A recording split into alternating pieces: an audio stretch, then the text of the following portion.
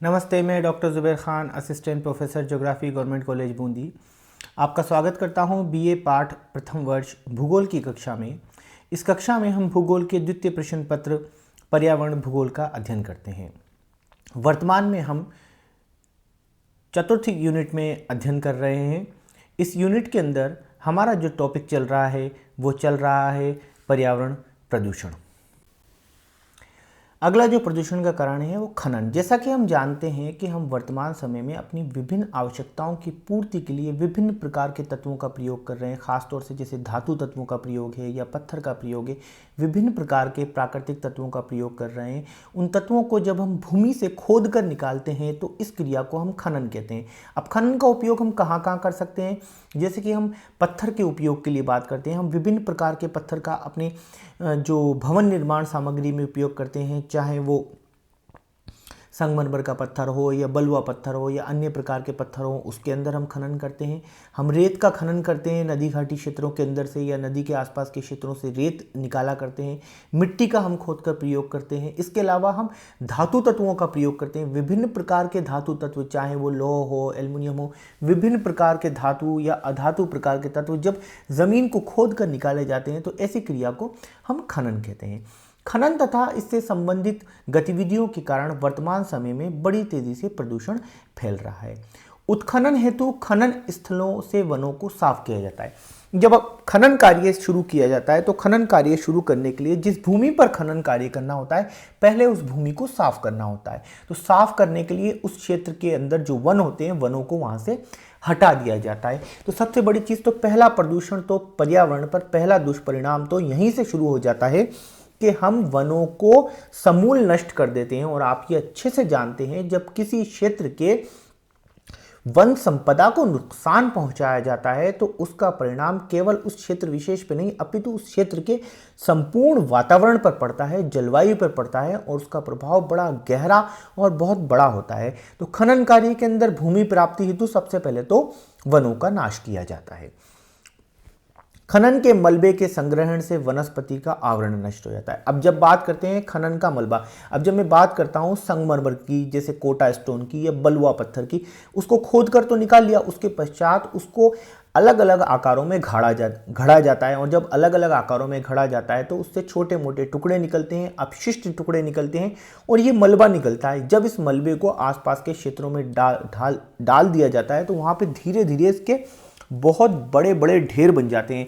कई बार आप देखेंगे कि खनन क्षेत्रों के अंदर इस मलबे के ढेर देखा जाए तो कृत्रिम रूप से पहाड़ियों के रूप में बन चुके हैं, जिससे न केवल उस क्षेत्र की वनस्पति का नाश होता है अपितु आसपास की भूमि भी पूरी तरह से खराब हो जाती है। और मलबे के ये बड़े बड़े पहाड़ एक पर्वत सदृश वहां पे दिखाई देने लगते हैं, जो कि कृत्रिम रूप से वहां बन गए हैं, जिससे कि बहुत बड़ा पर्यावरण पर नुकसान होता है, प्रदूषण फैलता है और आगे चलकर विभिन्न प्रकार के पर्यावरण संकटों को ये जन्म देता है।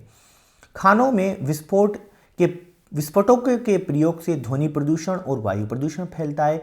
जब खानों के अंदर खनन कार्य किया जाता है, बड़े बड़े पत्थरों को तोड़ा जाता है, तो वर्तमान समय में विभिन्न प्रकार के विस्फोटों को, जिन्हें आप डायनामाइट के नाम से जानते हैं, उनका प्रयोग किया जाता है, जो न केवल प्रदूषण फैलाते हैं अपितु आसपास के क्षेत्रों के अंदर उसके जो मलबे के टुकड़े उड़ उड़ कर जाते हैं, उससे भूमि प्रदूषण व अन्य प्रकार के कई समस्याएं देखने को सामने आती है। वायुमंडल में तैरते खनिज कणों से विस्तृत क्षेत्र में निक्षेप से मृदा की उर्वरता घटती है तथा प्राणियों को सांस लेने में असुविधा होने लगती है। खदानों के अपशिष्ट निकटवर्ती क्षेत्रों की कृषि भूमि तथा जल स्रोतों पर को प्रदूषित करते हैं। जैसा कि मैंने आपको बताया था कि जब खनन होता है तो खनन के जो अपशिष्ट पदार्थ निकलते हैं, उन अपशिष्ट पदार्थों को आसपास के क्षेत्रों में ही जमा कर दिया जाता है। आसपास के क्षेत्रों में जब जमा किया जाता है तो वहाँ की कृषि भूमि भी खत्म हो जाती है। जल क्षेत्रों में जब मलबे के रूप में आप देखते हैं, जब कई बार मार्बल की कटिंग होती है, संगमरमर की कटिंग होती है, तो उसमें लगातार जल का प्रयोग किया जाता है और जो मलबा है उसके साथ आप देखेंगे एक गाढ़े तरल पदार्थ के रूप में, एक गाढ़े पदार्थ के रूप में वहाँ से निकलता है। जब वो भूमि पर फैल जाता है तो वहाँ पे जम जाता है सफ़ेद सफ़ेद रंग से, जिससे कि पूरी भूमि का नाश हो जाता है। जब ये जलीय स्रोतों में जाता है कि जलीय स्रोतों को प्रदूषित कर देता है। तो इस प्रकार से खनन के कारण आसपास के क्षेत्रों में बहुत बड़ा प्रदूषण देखने को मिलता है। इससे नदियों का प्रवाह भी अवरुद्ध हो जाता है। जैसा कि मैंने आपको बताया, इस प्रकार के जो अपशिष्ट पदार्थ हैं जब नदियों के प्रवाह में जाके गिरते हैं तो वहाँ पे ये उसके प्रवाह को भी अवरुद्ध कर देते हैं। खदानों में लगने वाली आग तथा निकलने वाली विषैली गैसों से प्रदूषण बहुत तेज़ी से फैलता है। कई बार खदानों में क्या आग लग जाती है, जब आग लग जाती है उससे कई प्रकार की विषैली गैसें निकलती हैं जिससे बड़ी तेज़ी से प्रदूषण फैलता है। यूरेनियम जैसे रेडियो सक्रिय खनिजों के उत्खनन से विकिरण का दुष्प्रभाव होता है। वर्तमान समय में हमने देखा यूरेनियम एक प्रकार का रेडियो एक्टिव या रेडियो धर्मी तत्व होता है जिसका प्रयोग परमाणु बम में तो किया ही जाता है, पर वर्तमान समय में हम शांति काल के अंदर इसका उपयोग विभिन्न प्रकार के जो परमाणु विद्युत ग्रह हैं उसके अंदर कर रहे हैं। पर इसके उत्खनन के अंदर, क्योंकि ये एक बहुत सक्रिय तत्व होता है, जब इसका उत्खनन किया जाता है तो यदि उत्खनन के समय ज़रा सी भी असावधानी होती है तो बहुत बड़ी दुर्घटना घट जाती है। और रेडियोधर्मी पदार्थों के बारे में आप बहुत अच्छे से जानते हैं कि इनके दुष्परिणाम केवल तात्कालिक नहीं होते, कुछ समय के लिए नहीं होते, विशेषतः केवल उस क्षेत्र पर नहीं होते, अपितु ये दूरगामी परिणाम रखते हैं, दीर्घकालिक परिणाम रखते हैं और ये अपने आसपास के क्षेत्रों से कई लंबी दूरी तक के क्षेत्रों को प्रभावित करने का कार्य करते हैं। तो इस प्रकार जब इस प्रकार के सक्रिय पदार्थों का खनन किया जाता है तो वो बहुत ही ज़्यादा हानिकारक और बहुत ही ज़्यादा रिस्की होता है। खनिज निकालने के लिए बने विशाल गर्त भूपृष्ठ के स्वरूप को विकृत कर देते हैं। जब उत्खनन कार्य किया जाता है, जब भूमि के अंदर गड्ढे खोदे जाते हैं तो वो गड्ढे कई प्रकार बहुत बड़े बड़े गड्ढे हो जाते हैं। आसपास के क्षेत्रों में बहुत बड़े बड़े गड्ढे, तालाब जैसे गड्ढे, बहुत गहरे गड्ढे हो जाते हैं तो भूमि के स्वरूप को पूर्णतः विकृत कर देते हैं, उसके स्वरूप को बिगाड़ देते हैं। कई बार आपने खानों में देखा होगा तो कई 100 मीटर नीचे गहरी खानें देखी जा सकती हैं। औद्योगिक क्रांति के बाद विभिन्न खनिजों का बहुत तेज़ी से शोषण होने लगा है। मैंने जैसे कि आपको बताया था, औद्योगिक क्रांति के अंदर विभिन्न प्रकार के उद्योगों का बड़ी तेज़ी से विकास हुआ। जब उद्योगों का विकास होता है तो उसके अंदर उत्पादन जो होता है वो औद्योगिक स्तर पर होता है, बड़े पैमाने पर होता है। इस उत्पादन को बेचने के लिए विश्व के अलग अलग क्षेत्रों में बाजार तलाशे जाते हैं, वहाँ उनकी आवश्यकताएं पैदा की जाती हैं और लाभ कमाने के लिए ये उत्पादन बढ़ता ही चला जाता है। जब किसी भी वस्तु का उत्पादन किया जाता है तो निस्संदेह उसके लिए कच्चे माल की आवश्यकता होती है और ये कच्चा माल हमें प्रकृति प्रदत्त संसाधनों से प्राप्त होता है। वो संसाधन चाहे वन संसाधन के रूप में हो या खनिज संसाधन के रूप में हो या मृदा संसाधन के रूप में हो, आगे पीछे वो प्रकृति और पर्यावरण से जुड़े हुए होते हैं। तो मानव अपनी लालच और लाभ के लिए पूर्णतः अविवेकपूर्ण ढंग से जो गतिविधियां कर रहा है, चाहे वो औद्योगिकरण वाली गतिविधियां हो, खनिज खनन वाली गतिविधियां हो, जिसके कारण पर्यावरण पर लगातार दबाव व पर्यावरण प्रदूषण बढ़ता ही जा रहा है। इससे एक ओर खनिजों के भंडार शीघ्र समाप्त हो जाने का संकट उत्पन्न हुआ है तो दूसरी ओर पर्यावरण प्रदूषण बढ़ा है। जब इतनी तेजी से उत्पादन हो रहा है और उस उत्पादन को लगातार चलाए रखने के लिए कच्चे माल की प्राप्ति होती है तो खनिजों का बड़ी तेजी से वहां पर उत्खनन किया जा रहा है और बहुत तेजी से उनको बाहर निकाला जा रहा है, अर्थात उनका दोहन ना होकर अपशोषण किया जा रहा है। तो ऐसा प्रतीत हो रहा है कि जल्दी ही ये अमूल्य खनिज समाप्त हो जाएंगे और न केवल ये समाप्त होने का इनका खतरा बढ़ता जा रहा है बल्कि इसके कारण विभिन्न प्रकार के प्रदूषण भी हमारे सामने आ रहे हैं। जैसा कि मैंने आपको बताया था, खनिजों के कारण विभिन्न प्रकार के प्रदूषण सामने आते हैं, चाहे वो अपशिष्ट पदार्थों से प्रयोग करके उनका प्रदूषण हो या भूमि को खोदकर उसका प्रदूषण हो या विभिन्न प्रकार के डायनामाइट का प्रयोग करके ध्वनि प्रदूषण हो या रेडियो सक्रिय पदार्थ जैसे यूरेनियम जैसे पदार्थों को निकालकर उसके कारण फैलने वाला प्रदूषण हो। तो कई प्रकार के प्रदूषण सामने देखने को मिलते हैं। ऊर्जा उपभोग में वृद्धि। परंपरागत ऊर्जा स्रोतों का अंधाधुंध दोहन पर्यावरण प्रदूषण का एक प्रमुख कारण है।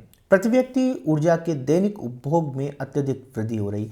जैसे जैसे औद्योगिकरण हुआ, जैसे जैसे नगरीकरण हुआ, जैसे जैसे हमारा जीवन स्तर ऊंचा बढ़ता गया, तो इस जीवन स्तर के ऊंचा बढ़ने के साथ साथ हमें ऊर्जा के उपभोग की आवश्यकता बढ़ी और इस ऊर्जा के उपभोग की आवश्यकता के कारण दैनिक उपयोग की जो हमारी आवश्यकता है उसमें भी वृद्धि हुई। आग के प्रयोग से पूर्व आदि मानव को मात्र 2000 किलो कैलोरी ऊर्जा की प्रतिदिन आवश्यकता हुआ करती थी। आदिम कृषि काल में ये बढ़कर 12,000 किलो कैलोरी, मध्यकाल में 70,000 किलो कैलोरी और आधुनिक काल में 2,30,000 किलो कैलोरी ऊर्जा की आवश्यकता होगी। तो आप देख सकते हैं कि वर्तमान समय में मानव को ऊर्जा की कितनी ज़्यादा आवश्यकता हो गई है। और ऊर्जा कहाँ से मिलती है? ये भी विभिन्न प्रकार के प्रकृति प्रदत्त संसाधनों से ही हम इस ऊर्जा की आवश्यकता को जुटा पाते हैं। और आगे पीछे इसका जो प्रभाव पड़ता है वो प्रकृति प्रदत्त संसाधनों पर पड़ता है, ये दबाव उनके ऊपर पड़ता है जो आगे चलकर विभिन्न प्रकार के प्रदूषणों और पर्यावरण संकटों को जन्म देते हैं। जेम्स वाट द्वारा भाप के इंजन के आविष्कार के बाद कोयले का उपभोग बड़े पैमाने पर किया जाने लगा। अब जैसा कि आप जानते हैं औद्योगिक क्रांति हुई, उसके बाद हम बात करते हैं जेम्स वाट ने जब भाप का इंजन का विकास किया तो भाप बनाने के लिए जल के साथ साथ वहाँ पर ऊर्जा के लिए कोयले की आवश्यकता थी। तो उस भाप के इंजन का प्रयोग न केवल रेलवे के अंदर किया जाने लगा बल्कि विभिन्न प्रकार के कारखानों के अंदर जहाँ पे मशीनों को चलाने के लिए आवश्यकता होती थी तो भाप के इंजन का प्रयोग किया जाने लगा। अब जब इस इंजन को चलाना है तो उस समय जो ऊर्जा के स्रोत के रूप में उपयोग किया जाता था वो कोयले का उपयोग किया जाता। तो बड़ी तेजी से कोयले का, बहुत ही बड़े पैमाने पर कोयले का उपभोग किया जाने लगा, कोयले का उत्खनन किया जाने लगा। आदिकाल में मानव के लिए मात्र लकड़ी से प्राप्त ऊर्जा ही पर्याप्त थी, किंतु औद्योगिक क्रांति के बाद कोयला व खनिज तेल का उपभोग बड़ी मात्रा में किया जाने लगा। क्योंकि जैसा कि मैंने आपको बताया था औद्योगिक क्रांति के पश्चात उद्योगों की मात्रा में बड़ी तेज़ी से वृद्धि हुई, कारखानों की संख्या में बड़ी तेज़ी से वृद्धि हुई। तो इन कारखानों को चलाने के लिए, इन उद्योगों को चलाने के लिए, औद्योगिक स्तर पर लगातार उत्पादन को बनाए रखने के लिए जो मशीनों को चलाने की आवश्यकता होती है वो ऊर्जा के द्वारा पूर्ति होती है। और प्राचीन समय में जब हम ऊर्जा की बात करते हैं तो उस समय ऊर्जा के परंपरागत स्रोतों के रूप में खास तौर से कोयले का प्रयोग किया जाता था। फिर धीरे धीरे प्राकृतिक तेल, जिसे हम पेट्रोलियम के नाम से जानते हैं, उसका प्रयोग किया जाने लगा। और आज भी हम वर्तमान में जब देखते हैं तो अधिकांश उद्योगों के अंदर इन चीज़ों का प्रयोग किया जा रहा है। और कई उद्योगों के अंदर वर्तमान समय में विद्युत शक्ति का प्रयोग किया जाता है, पर उस विद्युत शक्ति को बनाने के लिए भी कई जगह पेट्रोलियम और कोयले का ही प्रयोग किया जा रहा है। जैसे विद्युत ताप गृह की जब बात करते हैं आप, तो वहाँ पर विद्युत उत्पादन के लिए आज भी कोयले का प्रयोग किया जा रहा है। तो ये परंपरागत ईंधन स्रोतों का प्राचीन काल से लेके औद्योगिक क्रांति के, खास तौर से औद्योगिक क्रांति के पश्चात से लेके आज भी बड़े पैमाने पर प्रयोग किया जा रहा है। अब ये प्रयोग किया जा रहा है तो एक तो इनकी प्राप्ति कहाँ से हो, तो खनिज खनन किया जाता है, भूमि को खोदकर इनको निकाला जाता है। और दूसरा, जब इनका इतने बड़े पैमाने पर प्रयोग किया जाता है तो जो इनसे विषैली गैसें या अपशिष्ट पदार्थ निकलते हैं वो वातावरण में मुक्त होते हैं और लगातार वातावरण को दूषित प्रदूषित करते हैं और पर्यावरण प्रदूषणों को, विभिन्न प्रकार के पर्यावरण प्रदूषणों को जन्म देते हैं। कोयला, खनिज तेल, प्राकृतिक गैस जैसे जीवाश्म ईंधनों के अत्यधिक उपभोग से एक और इनके भंडार समाप्त होने की ओर है, तो दूसरी ओर इनके कारण जो त्याज्य प्रदूषक अर्थात जो अपशिष्ट पदार्थ पर्यावरण में निकल रहे हैं, पर्यावरण में फैल रहे हैं, उनसे पर्यावरण प्रदूषण तेजी से बढ़ता जा रहा है। अनुमान है कि अगले 25 वर्षों में ऊर्जा की खपत दुगनी हो जाएगी तथा खनिज तेल व कोयले के भंडार समाप्ति के निकट होंगे। एक अनुमान ऐसा लगाया जा रहा है कि आने वाले 25 सालों में वर्तमान समय में जो ऊर्जा की खपत हो रही है इसकी दुगनी ऊर्जा की खपत हो जाएगी। और जब ऊर्जा की खपत इतनी हो जाएगी तो उस खपत को पूरा करने के लिए हमें किन पर निर्भर होना पड़ेगा? खनिज तेल पर निर्भर होना पड़ेगा या कोयले पर निर्भर होना पड़ेगा? तो इनके भंडार समाप्ति के निकट होंगे, क्योंकि ये जो ईंधन है, परंपरागत ईंधन है, जीवाश्म ईंधन है, ये अनवीनीकरणीय योग्य संसाधन है, अर्थात इनका नवीनीकरण नहीं हो सकता। जब हम इसका एक बार प्रयोग कर लेते हैं तो ये खत्म हो जाते हैं। जैसे पेट्रोल को आपने कार में डला के चला लिया तो वो धुएं के रूप में खत्म हो गया एक बार कार के अंदर, वो दोबारा नहीं बनेगा उससे। तो अर्थात ये नष्ट होने वाले संसाधन हैं। जीवाश्म ईंधनों की निरंतर बढ़ती खपत से वायुमंडल में कार्बन डाइऑक्साइड की मात्रा बढ़ रही है।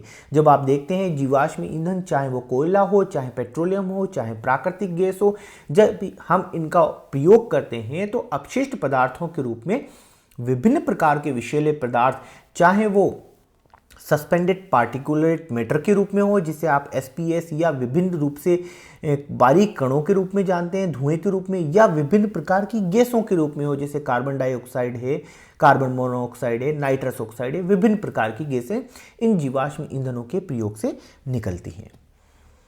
ताप बिजली घरों से निकलने वाली राख से विस्तृत क्षेत्र में प्रदूषण होता है। जैसा कि मैंने आपको बताया कि वर्तमान समय में जीवाश्म ईंधन का खास तौर से ताप विद्युत गृहों में कोयले का प्रयोग किया जाता है। जब कोयले का प्रयोग किया जाता है तो चिमनियों से जब धुआं निकलता है तो उसमें बहुत महीन राख होती है और वो राख आसपास के क्षेत्रों में थोड़े बाद समय पश्चात ठंडी होकर नीचे बैठ जाती है, तो जिससे उसके आसपास की जो विस्तृत भूमि है उस भूमि के ऊपर राख जम जाती है और वहाँ पे बहुत बड़े स्तर में भूमि प्रदूषण होता है। साथ ही साथ जब ये राख वायुमंडल में चली जाती है तो वहाँ पर बड़े स्तर पर वायु प्रदूषण को भी जन्म देती है। रासायनिक उर्वरक व कीटनाशक, अगला जो प्रदूषण का कारक है वो है रासायनिक उर्वरक व कीटनाशक।